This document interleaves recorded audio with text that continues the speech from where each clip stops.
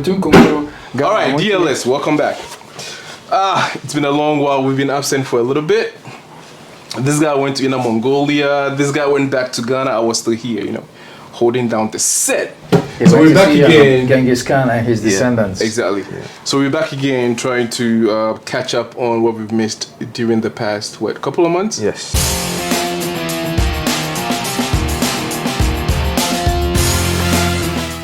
So the latest news is Ghana, our motherland. This is where we got this from, right? Kente, very indigenous to the is that a Dondo? Ghanaian culture. I'm not even sure if it's Dondo. A Tumpan or Dondo. What do they call this one?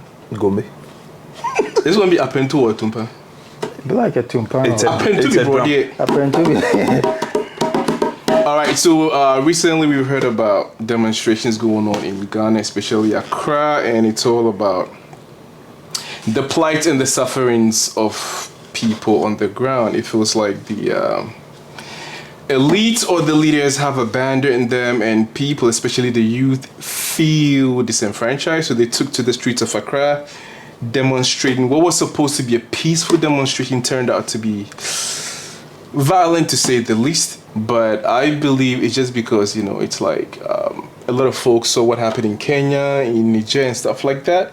So it feels like people are trying to replicate the same thing in Ghana. We're not too sure, but a lot of people have come out A+, Cheddar, they've come to, condemn and show their distaste for what's going on. So I think we have the same stance, right? So my first shot is going to be at Mr. S. What do you make of this demonstration? Do you think it's just because they're trying to emulate what went on in Burkina Faso, in Kenya, or you think it was something that was inevitable, was bound to happen anyway? It has taken quite a long time. It should have happened like 3, 4, 5 months or a year ago. Yeah, so why now? It should be a continuous thing, because we can all tell, even from afar, you can see the suffering. Because we do contact people back home each and every time. And people that actually don't complain about the economy, they've started to. So things are not working. Secondly, it's about the Galamsey issue, about our waters. And you can see it's trickling down to the already central region is facing it. When it's just about time, it will reach to Accra. So somebody needs to stand up and talk. And our politicians, truth be told, they don't care. They are there to make the money, and they don't care about us. And if you really want to understand why they don't care, look at the way the police are handling these demonstrators. And what really gets under my skin is the way we are divided, partisan-wise. Oh, they are doing it because they are from the NDC. Oh, they are doing it because they are from the NPP or the Force or whatever. It doesn't matter. The country is actually, for me, I said the only difference between us and Haiti is guns. That is the problem. That is the only difference between Haiti, the country. Yes, the country Haiti. The difference between those two countries is guns. If Ghanaians use guns, it would have been worse, because the country is in a mess. We do use guns. I mean, they're supposed to be legal, but civilians. You know. Cool. Yeah. What's your take? I think that every citizen, per our constitution, has the right to demonstrate, but peacefully. I mean, demonstration is a right of every citizen, as long as it goes on peacefully. And then I also say that I think they have the right to demonstrate in terms of, by law, they have the right, and also in terms of the economic situation in the country. I was back home just 3 weeks ago, and I can say for sure that the Ghana that we knew is almost gone. Because I'll just give you a quick scenario. A loaf of bread goes for 25 Ghana cedis in most places. I know there might be some places where it's a little cheaper, but a loaf of bread, it goes for, and it's just the same size. Imagine just for breakfast, some families that have like 3, 4, 5 people within the family will finish one loaf of bread.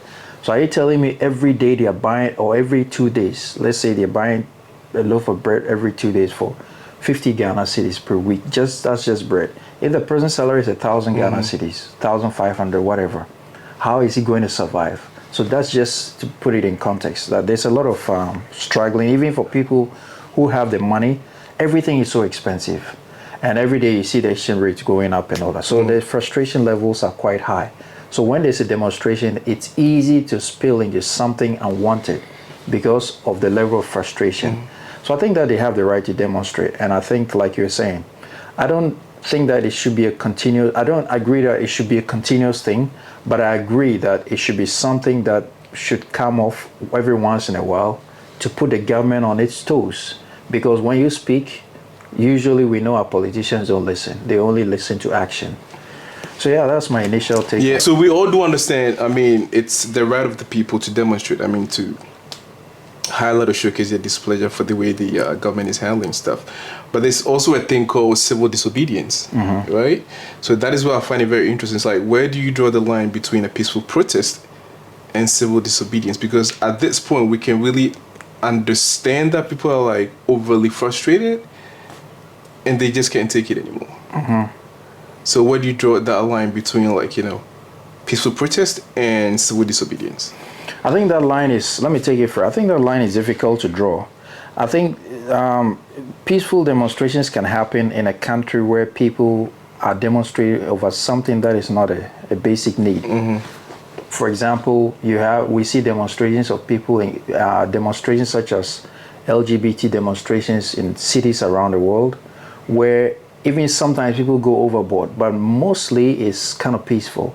What you will see is people who don't agree with their ideology, another section of the society clashing with one portion of the society that believes in a certain way of life, not necessarily with security forces.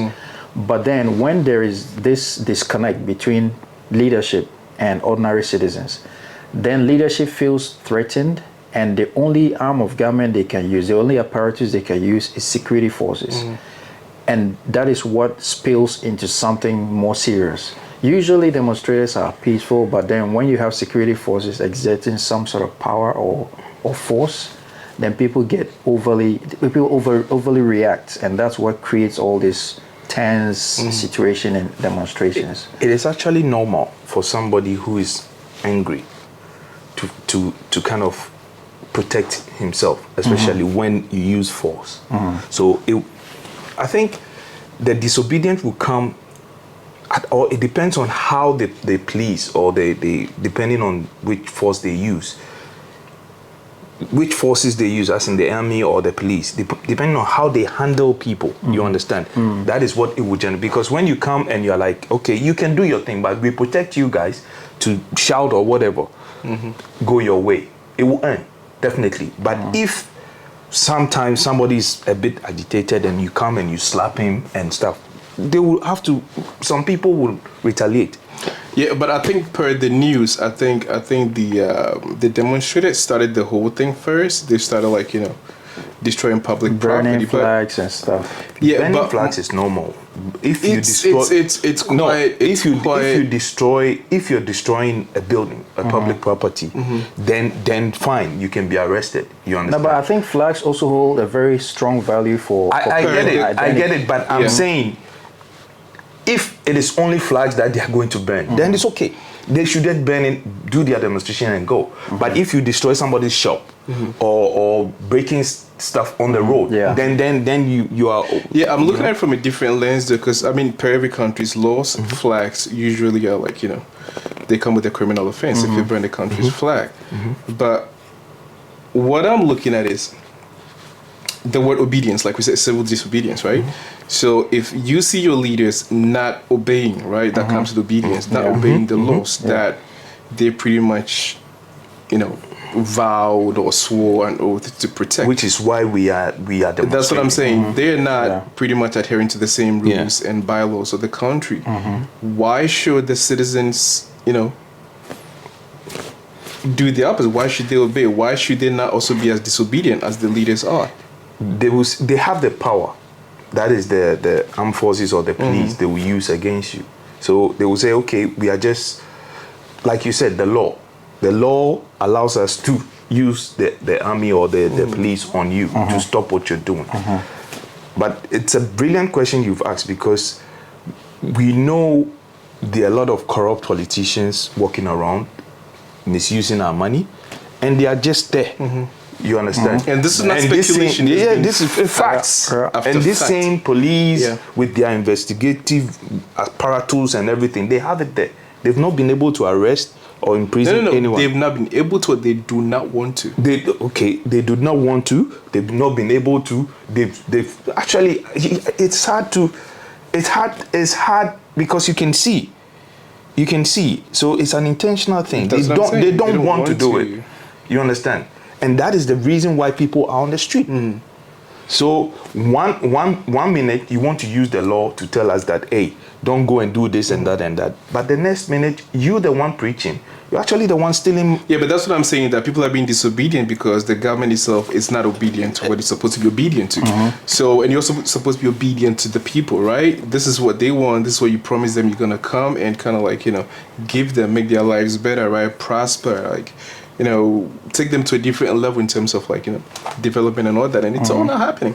So, I mean, Ghana is a Christian country. I mean, we got Muslims as well, but it's predominantly a Christian country. Yeah. So we can go back empirically into history, back into time, and think about this also. I mean, when Jesus came one time to his temple, right, he saw people, misusing his temple, right, selling, using the market for all sort of things. He got pissed off, and he started whooping people, right? So I'm just trying to think: is it justified? I mean, is it always a good idea to take the peaceful path? Or sometimes the other side have is to needed. be a bit more violent to get what you want, or just to cut your point across. I think Before you go, Yeah. you see this same president, Akufo-Addo, he was part of the Kumipreku. Yeah. Kumipreku demo, Yeah. And he should, you see, I saw an old woman and a little girl, 10 years. And that got me pissed. Because if that little girl is my sister, I don't care who the police is. Yeah. I'll do anything to protect my little sister. Because it is their future. Actually, it is her future we are all fighting for. And then she's there with the grandma. Right? And then you arrest. You should be you should be ashamed. Even you, the policeman who held the girl's hand, you should be ashamed of yourself. It doesn't matter what would that 10-year-old girl do? Was he maybe taking her away to protect her or something? Maybe. Come on, 64-year-old woman. Yeah, I do not really know the details of that particular scene. I've seen it. She even had an Now I understand that we've seen it, but the I'm backstory, talking right? about The backstory is the most important thing. I don't even need the backstory. A kid is a kid. That is my thing. A kid is a kid. There's so many ways you can handle it. Yeah. All right, you went on like a personal tangent, which I do respect, because I mean, when it comes to kids, we all got kids, so we know how it feels like when Exactly. a kid is in the mix of something like that. But I go back to my initial question: is it ever justified to use force to cut your message across? I think that if we look at history, no country, none of these developed countries has ever developed without some form of A violent protest. And to the extent that people actually lose their lives. It's actually what most countries are built on. Nobody is saying is the best way to go, but human as we are, we know that human authority only responds to those tragedies and forceful demonstrations, and they don't usually do well with negotiations and all that. I think that every now and then there is a need, although it's unfortunate that sometimes people lose their lives and all that, there is a need for some of these demonstrations to be not violent but to be aggressive, to drive home the point. Otherwise, when you call them to the negotiation table, they feel they're too big, you can't negotiate with us, but then they forget that it's the same people's power that put them there. That's what someone was saying. I think Cheddar was saying that we have misunderstood the meaning of politicians, MPs and all that. It is our vote that puts them there. We can't all be in parliament, so we elect people to represent us. But once they get there, they start to feel like they are powerful. They control us, forgetting that they're actually there to serve us. So I think that, yes, at some point, sometimes some level of aggression is needed. Not violent, but aggression. Aggression is needed because before we got our independence, there were 3 people that were shot in Nkrumah was in prison then. Atipo, Odate Lamte, and Sergeant Ajete. These three people, if it didn't happen, I don't think we would have had independence. There's always something that yes, so something needs to happen. We are not saying they should kill someone else, but a certain force. Advocate it. So in this scenario, you guys are saying it's justified. It's justified for me. It's justified. Secondly, people are suffering. You have to look at it. People are suffering. They have a lot of them have nothing to lose because they get up. You just broke everything down about the bread, right? I cannot afford to buy a bread, common bread. Imagine you wake up and then you don't know where you're going to get money from. Exactly. You can do anything. You can do anything. All right, my follow-up thing is going to be, now I have my own reservations about it, but let's move on. You can come up with yours. I want to draw a parallel, right? Because sometimes there's reality and it's like some of us are a bit detached from it, right? So in our case, we're not really on the ground, so we cannot really feel the impact, just like, people who are on the ground. So my next question is, would you be a part of this demonstration if you were on the grounds in Ghana? Yes, I will. You sure? Yes. No doubt? Yes. If I can buy bread, I will. But what if you can buy bread? It depends. The truth is, if I'm in Ghana, I will join. I get it, but I'm just trying to understand it is not why because it is. Look at the country. It is not even you can afford or you can afford. You cannot afford. Look at the state of the country. Look everywhere you go. It is not even. Nothing is working. Nothing is working, and some of us, we are fortunate because we are from Accra. We were born and bred in Accra. So you have, but things going on here. Yes, you can walk to your auntie's place and get something to eat. But imagine you've left your village to Accra. We're not even talking far. Just go to Amasama, Yes. Sawam, You don't have anyone to fall on, but you don't have money to buy common bread. But the Bible says man shall not live by bread alone. Exactly. Cool. So what is your... okay. Would you be a part of this demonstration? I would like to join, but I think that family wouldn't let me. But you're a full-grown man. You don't need to tell family. I know, but because of how demonstrations have turned out, I'll have a lot of opposition, but willingly I would join. Okay. Because that is especially if I don't have anything important going for me. It's very easy to join in because you have nothing to lose. Yeah, there's a time crunch. So my last two questions, right? Is it or would it be unpatriotic not to join this demonstration? Because that's what some people are saying. It's like they're calling out names, so these guys got to join one. These people being a part of it, one, they're using their voices to back us up. Is it unpatriotic? Because everybody knows, like you said, what the state of the country is in. So is it unpatriotic not to be a part of this demonstration? To some extent, yes. But then you also have to look at it from a different angle. Somebody would love to join, but because of maybe work or location, maybe in the north, political it is happening in Accra. Political. That is what I'm coming to. That is the reason why the country is split. Because people feel this particular one is being backed by MPP. This one is being backed by NDC. And until we start to see Ghana first about, listen, the truth is we've lost the love for country. It's gone. Ghana, love for country, it's gone. You can tell everywhere you go, on the net, even on the ground, you can see people don't care anymore. When you talk about politicians, they tell you these people leave them. They don't care. So I don't and when care you reach this kind of stage, there's nothing you can do. We're going down like fast.